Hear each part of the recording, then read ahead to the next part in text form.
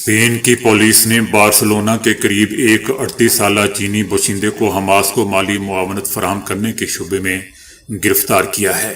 شہری کے خلاف الزامات میں کرپٹو کرنسی کی ترسیل کے ذریعے حماس گروپ کی معاونت کرنا شامل ہے۔ گرفتار ملزم 38 سالہ چینی شہری ہے جو بارسلونا کے قریب ایک حجام کی دکان کا مالک ہے۔ اسپین کی مقامی تحقیقاتی ٹیموں کا دعویٰ ہے کہ ملزم نے حماس کو تقریباً 6 لاکھ یورو کرپٹو کرنسی کے ذریعے منتقل کیے۔ پولیس نے تحقیقات میں کم از کم 31 مختلف کرپٹو ٹرانزیکشن کی نشاندہی کی ہے جنہیں حماس سے منسلک ایڈریس پر بھیجا گیا۔ پولیس نے ملزم کی حجام کی دکان اور رہائش گاہ سے کرپٹو اثاثے، نقد رقم، زیورات، تقریباً 9000 موبائل فونز بھی برآمد کیے۔ اس کے علاوہ کمپیوٹرز بھی۔ تفتیش کے دوران ملزم کے کچھ بینک اکاؤنٹس اور اثاثے بھی فریز کر دیے گئے ہیں۔ امریکی سینٹرل کمانڈ نے اپنے تازہ بیان میں خبردار کیا ہے کہ وہ پاسداران انقلاب کی کسی بھی غیر محفوظ اقدام کو برداشت نہیں کرے گی۔ امریکی سینٹرل کمانڈ کا کہنا ہے کہ ایران نے آبنائے ہرمز میں اتوار سے 2 روزہ بحری مشقوں کا اعلان کر رکھا ہے۔ پاسداران انقلاب سمندر میں اشتعال انگیزی سے گریز کرے۔ امریکی سینٹرل کمانڈ کا دوستو یہ بھی کہنا ہے کہ آبنائے ہرمز سے روزانہ 100 سے زائد تجارتی جہاز گزرتے ہیں۔ ایرانی مشقیں محفوظ پیشہ ورانہ انداز میں ہونی چاہیے۔ یہ بین الاقوامی میری ٹائم ٹریفک کی آزادانہ نقل و حمل کے لیے خطرہ نہیں ہونا چاہیے۔ امریکی سینٹرل کمانڈ نے خبردار کیا ہے کہ امریکی فورسز علاقائی پارٹنرز اور کمرشل جہازوں کے قریب غیر محفوظ اور غیر پیشہ ورانہ رویے سے تصادم کا خطرہ پیدا ہو جائے گا۔ امریکی سینٹرل کمانڈ کا یہ بھی کہنا ہے کہ وہ پاسداران انقلاب کے کسی بھی غیر محفوظ اقدام کو برداشت نہیں کرے گی۔ امریکی اہلکاروں، جہازوں، طیاروں کا تحفظ ہم یقینی بنائیں گے۔ قابض اسرائیلی رجیم کی جانب سے جاری ہونے والے سرکاری اعداد و شمار کے مطابق مقبوضہ فلسطینی اراضی میں قابض تقریباً 20 لاکھ صہیونی غربت کی لکیر سے نیچے زندگی گزار رہے ہیں، جن میں تقریباً 8,80,000 بچے بھی شامل ہیں۔ اس رپورٹ میں کہا گیا ہے کہ یہ اعداد و شمار جنگ غزہ کے باعث بڑھتے سماجی بحران اور روزمرہ زندگی کے بڑھتے اخراجات اور سست اقتصادی ترقی کو نمایاں طور پر بیان کر رہے ہیں۔ صہیونی اداروں کی طرف سے اسرائیل کی غربت رپورٹ 2024 کے عنوان سے شائع کیے گئے تازہ اعداد و شمار میں بتایا گیا ہے کہ قابض اسرائیلیوں کی آبادی 10 ملین سے زائد ہو چکی ہے، جبکہ فلسطینیوں کی کل تعداد اس کا صرف 21% ہے۔ اس رپورٹ میں بتایا گیا ہے کہ اسرائیل میں تقریباً 20 لاکھ صہیونی غربت کی لکیر سے نیچے زندگی گزار رہے ہیں۔ اس رپورٹ میں یہ بھی اعلان کیا گیا ہے کہ صہیونی بچوں کی غربت 28% تک ہو جانے کا امکان بھی ہے، جو سال 2023 میں 27.6% تھی، جبکہ اس وقت تقریباً 10 لاکھ صہیونی بچوں کو شدید معاشی مشکلات کی وجہ سے غذائی عدم و تحفظ کا بھی سامنا ہے۔ Organisation for economic cooperation and development کی زیر استعمال معیارات کی بنیاد پر دوستو قابض اسرائیلی رجیم میں ہر ایک فرد کے لیے غربت کی لکیر 3,547 شیکل یعنی $1,145 ماہانہ مقرر کی گئی ہے، جبکہ یہی معیار ایک جوڑے کے لیے 7,095 شیکل یعنی $2,290 ماہانہ قرار دیا گیا ہے، اور 5 افراد کے ایک خاندان کو اس وقت غربت سمجھا جا رہا ہے کہ اگر اس کی آمدنی 13,303 شیکل یعنی $4,295 ماہانہ سے کم ہو۔ بین الاقوامی ایٹمی توانائی ایجنسی IAEA کے سابق سربراہ محمد البرادعی کا کہنا ہے کہ ایران پر حملوں کی دھمکیاں عراق جنگ کی تیاریوں جیسی گونج سنائی دے رہی ہے۔ یعنی دوستو اس کا مطلب یہ ہے کہ ایران کا بھی حال عراق جیسا کرنے کی تیاری ہو رہی ہے۔ البرادعی کا کہنا تھا کہ یک طرفہ دھمکیاں ایسے وقت میں دی جا رہی ہیں جب ایران کی جانب سے کوئی واضح یا موجود خطرہ نظر نہیں آ رہا، اور یہ صورتحال بین الاقوامی قانون کی خلاف ورزی ہے۔ ان کا کہنا تھا کہ ایران پر حملوں کی دھمکیاں عراق جنگ کی تیاریوں جیسی گونج رکھتی ہے۔ ایسا ہی عراق کے خلاف غیر اخلاقی اور غیر قانونی جنگ سے پہلے کیا گیا تھا، یعنی عراق پر ایک الزام لگایا گیا تھا دوستو کہ وہ ایٹم بم بنا رہا ہے، لیکن بعد میں کچھ بھی نہیں نکلا، اور ان کا کہنا ہے کہ ایران کے ساتھ بھی کچھ ایسا ہی ہوتا ہوا نظر آ رہا ہے۔ ان کا مزید کہنا تھا کہ ایسا محسوس ہوتا ہے کہ انسانی زندگی اور علاقائی تباہی مسئلہ ہی نہیں ہے، اور کچھ مسئلہ نہیں ہے۔ ہم کبھی سیکھنا نہیں چاہتے، یعنی ہم پرانی غلطیوں سے کبھی سیکھنا نہیں چاہتے۔ یاد رہے دوستو کہ امریکی صدر ٹرمپ حالیہ چند دنوں کے دوران کئی بار یہ کہہ چکے ہیں کہ امریکی بحری بیڑا تیزی سے ایران کی جانب بڑھ رہا ہے۔ کاش دوستو کوئی امریکہ کو بھی سبق سکھانے والا ہو۔ ایران نے بھی یورپی ممالک کی افواج کو تخریب کار تنظیمیں قرار دے دیا ہے۔ پاسداران انقلاب کے خلاف یورپی اقدام پر ایرانی قومی سلامتی کونسل کے سیکرٹری کا رد عمل سامنے آیا ہے۔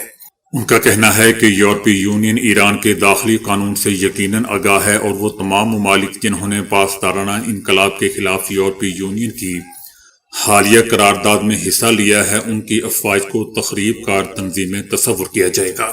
ایرانی حکومت کا دوستو کہنا ہے کہ اس اقدام کے نتائج کی ذمہ داری انہی یورپی ممالک پر عائد ہوگی جنہوں نے اس قسم کے فیصلے کیے۔ ایرانی پارلیمنٹ نے پاسداران انقلاب سے متعلق قانون اپریل 2019 میں منظور کیا تھا۔ ایرانی حکومت کا کہنا ہے کہ ایرانی قانون پاسداران کو بلیک لسٹ کرنے والوں کو تخریب کار قرار دیتا ہے۔ یاد رہے دوستو کہ ایک دن قبل ہی یورپی یونین نے ایرانی پاسداران انقلاب کو تخریب کار تنظیم قرار دینے کا اعلان کیا تھا، جس کے بعد ایران کی مسلح افواج نے اس فیصلے پر رد عمل دیتے ہوئے اسے غیر منطقی، غیر ذمہ دارانہ اور بدنیتی پر مبنی قرار دیا تھا۔ اور یہ بھی دوستو یاد رہے کہ پاسداران انقلاب ایران کی مسلح افواج کا ایک اہم حصہ ہے جسے 1979 کے ایرانی انقلاب کے بعد قائم کیا گیا تھا۔ یہ ایرانی فوج کے ساتھ مل کر کام کرتی ہے اور براہ راست ایران کے سپریم لیڈر آیت اللہ خامنئی کو جواب دہ ہے۔ اسرائیلی فوج نے غزہ میں 71,000 فلسطینیوں کو شہید کرنے کا دوستو اعتراف کر لیا ہے۔ ایک سینئر فوجی عہدیدار نے اعتراف کیا ہے کہ حماس کے زیر انتظام غزہ کی وزارت صحت کی جانب سے جاری کردہ شہداء کے اعداد و شمار مجموعی طور پر درست ہیں۔ یہ بھی بتایا گیا ہے کہ یہ اعداد و شمار صرف اسرائیلی فوجی کارروائیوں میں شہید ہونے والوں پر مشتمل ہے، جبکہ ملبے تلے دبے لاپتہ افراد، بھوک اور بیماری سے ہونے والی اموات اس کے علاوہ ہیں۔ اسرائیلی فوج کا کہنا ہے کہ اموات میں عام شہریوں اور جنگجوؤں کے تناسب کے تعین کا تاحال جائزہ لیا جا رہا ہے۔ اس سے پہلے اسرائیل دوستو غزہ کی وزارت صحت کے اعداد و شمار کو مسترد کرتا آیا ہے، تاہم اقوام متحدہ ان اعداد و شمار کو قابل اعتماد قرار دیتی رہی ہے۔ یاد رہے کہ غزہ وزارت صحت کے اعداد و شمار کے مطابق 7 اکتوبر 2023 کے بعد سے اب تک 71,667 فلسطینی اسرائیلی حملوں میں شہید ہو چکے ہیں۔ میر واعظ کشمیر مولوی محمد عمر فاروق نے شمالی ہند کی مختلف ریاستوں میں کشمیریوں، خاص طور پر طلباء اور شال فروشوں پر ہو رہے حملوں اور وادی کشمیر میں مساجد کی پروفائلنگ پر سخت تشویش کا اظہار کرتے ہوئے اس طرز عمل کو نہایت ہی تشویشناک قرار دے کر ایسے واقعات پر روک تھام لگانے کی ضرورت اور اہمیت پر زور دیا ہے۔ جامع مسجد سری نگر میں نماز جمعہ سے پہلے بھاری اجتماع سے خطاب کرتے ہوئے میر واعظ کشمیر مولوی عمر فاروق نے 18 سالہ تابش نامی ایک نوجوان کشمیری شال فروش اور اس کے بھائی دانش پر لوہے کی سلاخوں کا استعمال کر کے اس وحشیانہ حملے پر گہرے دکھ اور تشویش کا اظہار کیا۔ میر واعظ عمر فاروق کا کہنا تھا کہ یہ واقعہ جموں اینڈ کشمیر سے باہر عام کشمیریوں کو درپیش فرقہ وارانہ پروفائلنگ اور دشمنی کے پریشان کن انداز کی عکاسی کرتا ہے۔ ان کا کہنا تھا کہ ہزاروں کشمیری سردیوں کے دنوں میں ایمانداری سے روزی کمانے کے لیے مختلف ریاستوں کا سفر کرتے ہیں اور ایسے کمزور لوگوں کو نشانہ بنانا فوری طور پر بند ہونا چاہیے۔ ان کا کہنا تھا کہ اس طرح کے واقعات کے بعد کشمیری طلباء، تاجروں، پیشہ ور افراد اور ہندوستان کے مختلف حصوں میں تعلیم حاصل کرنے والے اور کام کرنے والے دیگر افراد کے لیے مزید خطرہ بڑھ جاتا ہے، جس سے ان میں اور ان کے خاندانوں میں بے چینی اور خوف میں بھی اضافہ ہوتا ہے۔ میر واعظ فاروق کا دوستو کہنا تھا کہ حالیہ دورہ دہلی کے دوران انہوں نے معروف مسلم قائدین اور علماء، جن میں خصوصیت سے جمعیت علماء ہند کے مولانا ارشد مدنی اور مولانا محمود مدنی شامل ہیں، ان سے ملاقات کی اور انہیں کشمیر کی تازہ ترین ملی اور سماجی صورتحال سے آگاہ کیا۔ میر واعظ کا کہنا تھا کہ انہوں نے بھی اس معاملے اور اس کے ممکنہ اثرات پر سخت ناپسندیدگی اور گہری تشویش کا اظہار کیا۔ وزیر اعظم نریندر مودی کے ناقدین کا کہنا ہے کہ مودی سرکار کی ناقص حکمت عملی اور ناکام خارجہ پالیسی نے مودی کے علاقائی تسلط کا نہ صرف بھانڈا پھوڑ دیا ہے بلکہ رات بھی فاش کر دیا ہے۔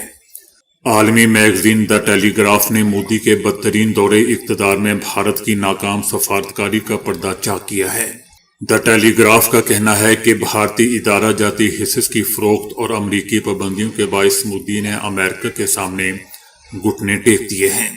بھارت پر بھاری ٹیرف اور امریکی امیگریشن قوانین میں سختی مودی کے خطے میں تسلط کے خواہ پر ایک زوردار تماچا لگا ہے۔ روس اور یوکرین جنگ میں پھنسے سینکڑوں بھارتی شہریوں کی مدد میں بھی نام نہاد وشو گرو مودی بے بس دکھائی دیے۔ دوسری طرف ایران نے گرفتار شدہ بھارتی بحری عملے تک مودی حکومت کو رسائی دینے سے صاف انکار کر دیا ہے۔ امریکی دباؤ کے بعد بھارت نے ایران کے ساتھ چابہار بندرگاہ منصوبہ خوف سے ختم کر دیا تھا۔ مودی کی ناکام معاشی پالیسیوں کے باعث بھارت کا چین کے ساتھ تجارتی خسارہ گزشتہ سال 116.1 بلین ڈالر تک جا پہنچا ہے۔ عالمی ماہرین کا بھی کہنا ہے کہ نریندر مودی کا خطے میں تسلط کا مضحکہ خیز بیانیہ دعووں سے زیادہ کچھ نہیں۔ بین الاقوامی دباؤ کے سامنے بھارت کا جھک جانا مودی کی بدترین سفارتکاری کو ظاہر کر رہا ہے۔ امریکی حکومت کا کہنا ہے کہ امریکی صدر ٹرمپ کو حالیہ دنوں میں ایران کے خلاف ممکنہ فوجی کارروائی کے لیے پہلے سے کہیں زیادہ وسیع آپشنز کی فہرست پیش کر دی گئی ہے۔ یہ آپشنز ان تجاویز سے کہیں آگے ہیں جن پر 2 ہفتے پہلے غور کیا جا رہا تھا۔ موجودہ آپشن میں یہ امکان بھی شامل ہے کہ امریکی افواج ایران کے اندر بعض مقامات پر براہ راست کارروائیاں کرے گی۔ امریکی حکومت کے مطابق صدر ٹرمپ ایران کے معاملے میں اسی طرز عمل پر غور کر رہے ہیں جو انہوں نے وینزویلا کے خلاف اپنایا تھا، جہاں امریکہ نے صدر نیکولس کو اقتدار سے ہٹانے کے لیے طویل عرصے تک ساحل کے قریب فوجی دباؤ برقرار رکھا تھا۔ تاہم دوستو، امریکی فوج کا کہنا ہے کہ صدر ٹرمپ اور ان کے مشیر اس بات سے بخوبی آگاہ ہیں کہ ایران کے خلاف کسی بھی ممکنہ کارروائی کی پیچیدگی اور خطرات وینزویلا کے مقابلے میں کہیں زیادہ ہیں، کیونکہ ایران ایک کہیں زیادہ مضبوط ان سے اور منظم حریف ہے۔ یہی وجہ ہے کہ صدر ٹرمپ مختلف تجاویز پر غور جاری رکھے ہوئے ہیں۔ ان میں سب سے خطرناک آپشن یہ ہوگا کہ امریکی کمانڈوز کو خفیہ طور پر ایران بھیجا جائے تاکہ ان کی جوہری تنصیبات کو تباہ یا شدید نقصان پہنچایا جائے، جو گزشتہ جون میں امریکی بمباری سے متاثر نہیں ہوئی تھی۔ امریکی میڈیا کا بھی کہنا ہے کہ امریکی افواج طویل عرصے سے ایسے خصوصی مشنز کی مشقیں کرتی رہی ہے جن میں ایران جیسے ممالک کے اندر جا کر اہم اہداف کو نشانہ بنانا شامل ہے۔ ایک اور امکان یہ بھی بتایا جا رہا ہے کہ ایران کی اعلیٰ قیادت اور فوجی اہداف پر حملوں کا ایسا سلسلہ شروع کیا جائے جس سے ملک میں شدید انتشار پیدا ہو اور حالات اس نہج پر پہنچ جائیں کہ ایرانی سیکیورٹی فورسز یا دیگر عناصر سپریم لیڈر آیت اللہ خامنائی کو اقتدار سے ہٹا دیں۔ تاہم اس صورت میں یہ واضح نہیں کہ اقتدار کس کے ہاتھ میں آئے گا یا نئی انتظامیہ امریکہ کے ساتھ تعلقات کے حوالے سے کس حد تک مختلف رویہ اختیار کرے گی۔ جبکہ دوستو، ادھر اسرائیل ایک تیسرے راستے پر زور دے رہا ہے۔ اسرائیلی حکومت چاہتی ہے کہ امریکہ ان کے ساتھ دوبارہ مل کر ایران کے بیلسٹک میزائل پروگرام پر دوبارہ حملہ کرے، کیونکہ انٹیلیجنس حکام کا کہنا ہے کہ ایران نے گزشتہ سال جون میں 12 روزہ جنگ کے دوران ہونے والے نقصان کے بعد اپنے میزائل پروگرام کو بڑی حد تک بحال کر لیا ہے۔ ایرانی حکومت کا کہنا ہے کہ ایران کے خلاف غاصب صہیونی رجیم اسرائیل کی جارحیت اور جنوری کے واقعات ہنگاموں کے دوران بھی ترکی میں ہمارے دوست نہ صرف ہمیشہ ہمارے حمایتی اور ساتھی رہے ہیں بلکہ ترک حکومت نے قابل قدر اور اصولی موقف بھی اپنایا ہے، جس پر ایرانی حکومت ترک حکومت کا شکریہ ادا کرتی ہے۔ ایران کا کہنا ہے کہ اسرائیل دوسرے ممالک کو جنگ کی آگ میں دھکیل دینا چاہتا ہے، جبکہ ہم ہر اس چیز کا خیر مقدم کرتے ہیں کہ جو خطے میں امن و استحکام کا باعث بننے کے ساتھ ساتھ تناؤ میں کمی لائے اور اسرائیل کی گھناؤنی سازشوں کا خاتمہ کرے۔ وسطی افریقی ملک کانگو میں کولٹن دھات کی کان بیٹھ گئی ہے، جس کے نتیجے میں 200 سے زائد افراد مارے گئے۔ مشرقی کانگو کے علاقے روبایا میں باغی گروپ کے زیر اثر صوبے میں بدھ کے روز دوستوں کولٹن کی کان بیٹھ گئی، جس کے نتیجے میں 200 سے زائد اموات ہو گئیں۔ لینڈ سلائیڈنگ کے باعث بیٹھنے والی کان کے متاثرین میں بچے اور خواتین بھی شامل ہیں، جبکہ 20 افراد زخمی بھی ہیں۔ متاثرہ ربایا صوبے کی حکومت کا کہنا ہے کہ بارشوں کے سیزن کے باعث زمین بہت زیادہ نرم ہونے کی وجہ سے کان بیٹھ گئی۔ دوستو، یاد رہے کہ ربایا دنیا کے کالٹن کا 15% پروڈیوس کرتا ہے، جس سے موبائل فونز، کمپیوٹر کی تیاری میں بڑے پیمانے پر کالٹن استعمال ہوتی ہے۔